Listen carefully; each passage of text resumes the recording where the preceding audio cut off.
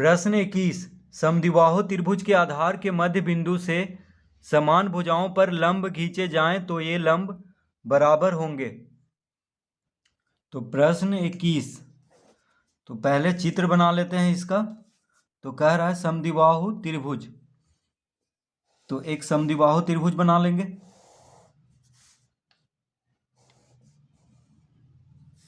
तो A B C, तो माना कि ए बी सी एक समद्विबाहु त्रिभुज है, ठीक है। तो समद्विबाहु त्रिभुज में क्या होता है, दो भुजा बराबर।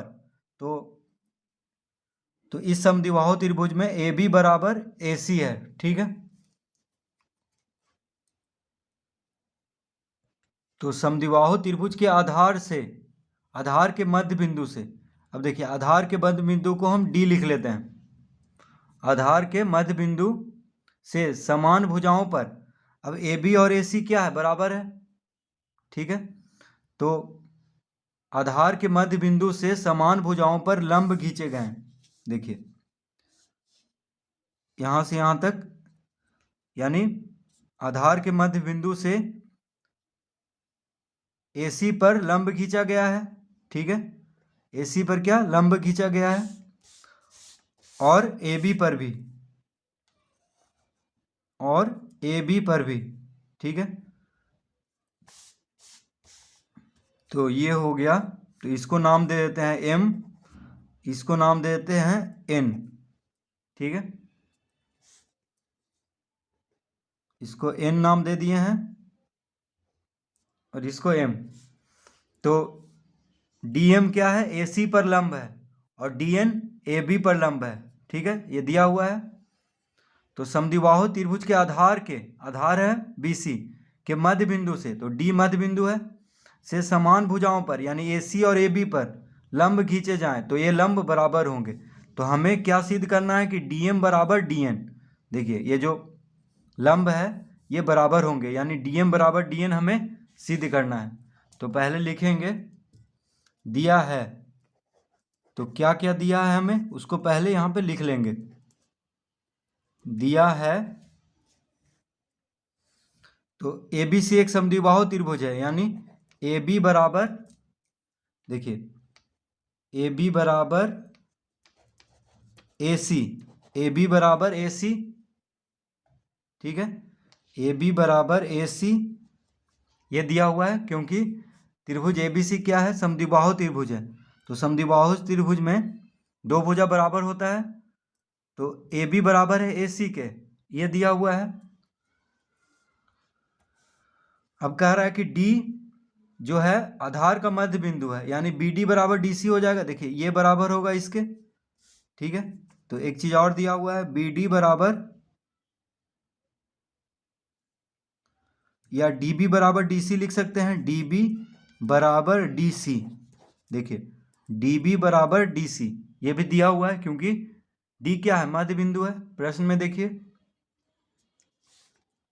और लंब खींचा गया है, तो DM जो है किस पे लंब है, AC पर। तो लिखेंगे DM लंब है AC पर, ये दिया हुआ है प्रश्न में। और DN लंब है AB पर, ठीक है, इतना दिया हुआ है।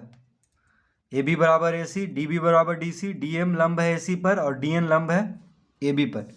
तो इतना दिया हुआ है, हमें क्या सिद्ध करना है, तो लिखेंगे सिद्ध करना है, सिद्ध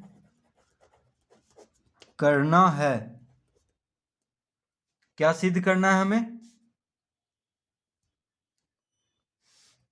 DM बराबर DN,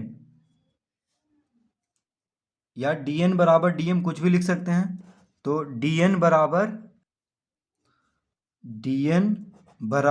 DM ये हमें सिद्ध करना है कि ये जो लंब है ये दोनों, ये क्या है, बराबर, हमें सिद्ध करना है।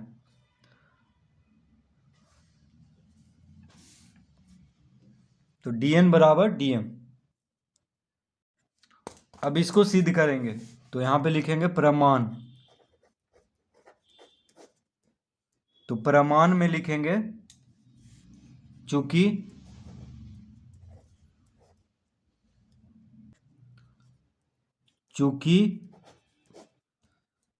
ए बी बराबर ए सी, ए बी बराबर ए सी ये दिया है, ठीक है।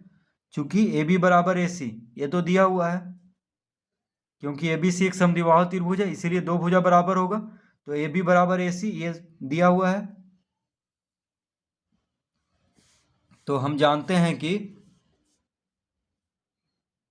समान भुजाओं के सम्मुख कोण बराबर होते हैं। तो देखिए ए बी के सम्मुख कोण है कौन सी, ए बी के सम्मुख कोण यानी सामने कोण, सामने का कोण है कौन सी, और ए सी के सामने का कोण है कोण बी। ए सी के सामने का कोण है कोण बी और ए बी के सामने का कोण है कोण सी, ठीक है। तो समान भुजाओं के सम्मुख कोण बराबर होते हैं। तो ए बी के सम्मुख कोण है कोण सी और ए सी के सम्मुख कोण है कोण बी। तो दोनों कोण बराबर होगा यानी कोण बी बराबर कोण सी लिख लेंगे। तो देखिए ए बी के सम्मुख कोण है कोण सी, तो इसके नीचे कोण सी लिख लेंगे। तो कोण सी बराबर होगा ए सी के सम्मुख कोण है कोण बी, ठीक है। कोण सी बराबर कोण बी, कोण सी बराबर कोण बी लिख लेंगे।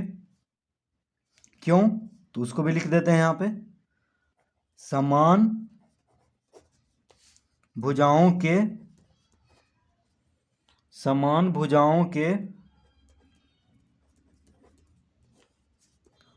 सम्मुख कोण, तो समान भुजाओं के सम्मुख कोण क्या होता है, बराबर। तो कोण सी बराबर कोण बी हो जाएगा।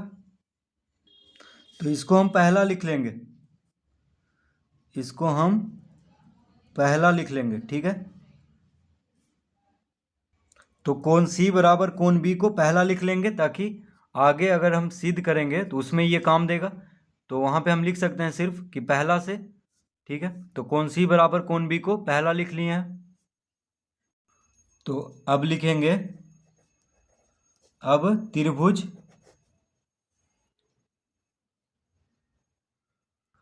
त्रिभुज डी बी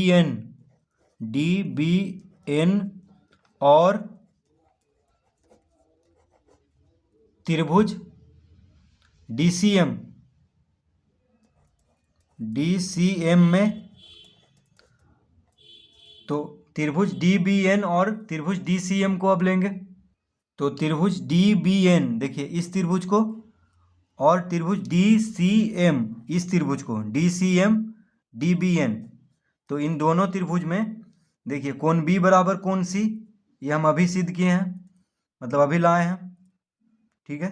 क्योंकि ए बी बराबर ए सी दिया हुआ है, तो कोण बी और कोण सी बराबर है इन दोनों त्रिभुज में। और देखिए ये लंब है, DN लंब है ए बी पर, तो ये जो कोण है कितना है, 90 डिग्री का। लंब है तो 90 डिग्री का कोण बनाएगा जिस रेखा पे लंब है उससे। तो ये जो कोण है यानी कोण, इसको लिख सकते हैं DNB, यानी ये जो कोण है कितना है, 90 डिग्री। तो ये बराबर है इस कोण के, यानी DMC, कोण DMC के बराबर। और ये DB बराबर DC ये दिया हुआ था, क्योंकि D मध्य बिंदु है। तो देखिए कोण कोण भुजा से ये दोनों त्रिभुज क्या हो जाएगा, सर्वासम। तो लिखेंगे कोण त्रिभुज DBN में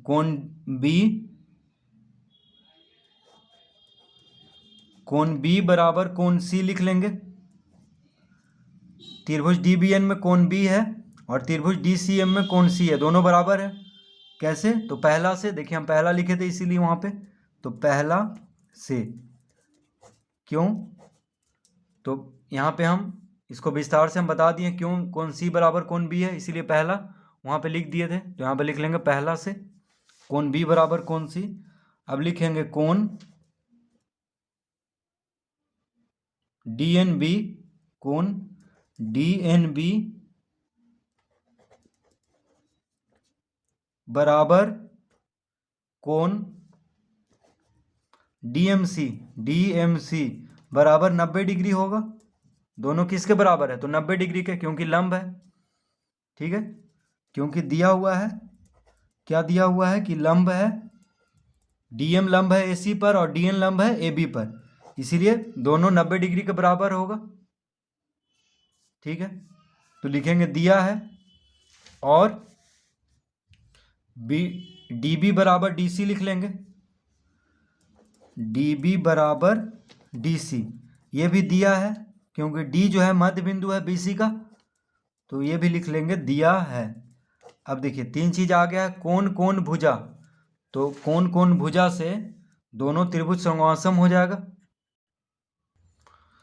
कोण कोण भुजा, देखिए कोण कोण भुजा या कोण कोण भुजा, ठीक है, कोण कोण भुजा से क्या हो गया, दोनों त्रिभुज समोआसम सिद्ध हो गया है।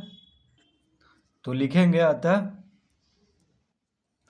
त्रिभुज डी बी एन सर्वासम त्रिभुज DCM। क्यों, तो लिख देंगे कोण कोण भुजा यानी AAS नियम, AAS नियम से त्रिभुज DBN सर्वासम होगा त्रिभुज DCM के, AAS नियम यानी कोण कोण भुजा से। तो अब पूछ रहा है प्रश्न में, तो अब देखिए अब लिख देंगे अतः DM बराबर या DN बराबर DM, DN बराबर DM हो जाएगा। क्यों, CPCT से, CPCT क्या होता है, कॉन्ग्रुएंट, ये corresponding part of congruent triangle, यानी सर्वासम त्रिभुजों के संगत भाग क्या होता है, बराबर। तो DN बराबर DM, तो DN बराबर DM हो जाएगा, क्योंकि जब ये दोनों त्रिभुज सर्वासम सिद्ध हो गया है तो जो संगत भाग यानी बचा हुआ जो भुजा या कोण है वो क्या हो जाएगा, बराबर। संगत भुजा या संगत कोण जो भी है वह बराबर हो जाएगा। तो DN बराबर DM हम लिख लेंगे। तो यही पूछ रहा था प्रश्न में कि समद्विबाहु त्रिभुज के आधार के मध्य बिंदु से समान भुजाओं पर लंब खींचे जाएं तो ये लंब बराबर होंगे, यानी DN जो है DM के बराबर होगा। तो इस तरह प्रश्न 21 हल करेंगे।